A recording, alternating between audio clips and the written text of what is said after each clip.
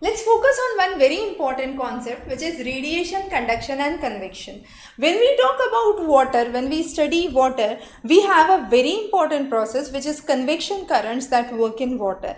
And we would be talking about convection currents in detail, but let's understand these three concepts to have an overview about the basic understanding. So I take a very simple example. Let's say you have a notebook that you have to pass to your teacher. You are sitting on the third bench in the classroom and your teacher is in the front. Now, how can you transfer it to your teacher? You can transfer it to the person who is in the second bench, then from the second bench to the first bench, and then finally to the teacher. This process is called as what? This process is called as the process of conduction. So it's step by step. So one step, another step, another step. And this is called as conduction.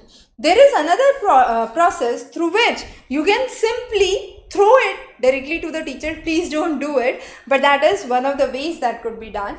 And this process is radiation. So sun rays fall onto the earth through the process of radiation.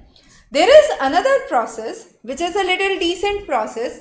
You stand up from your chair, you move to your teacher, hand over the notebook, the teacher looks onto the notebook, comes back and gives it to you.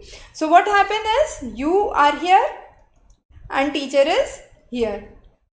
So rather than 1, 1, 1, 1, 1, you move to the teacher and teacher moves back to you. So what is this process called as? This process is called as convection process. And this is the process that we would understand for water as of now, right? To understand water, we require this understanding of the process of convection. So take this as example. You are boiling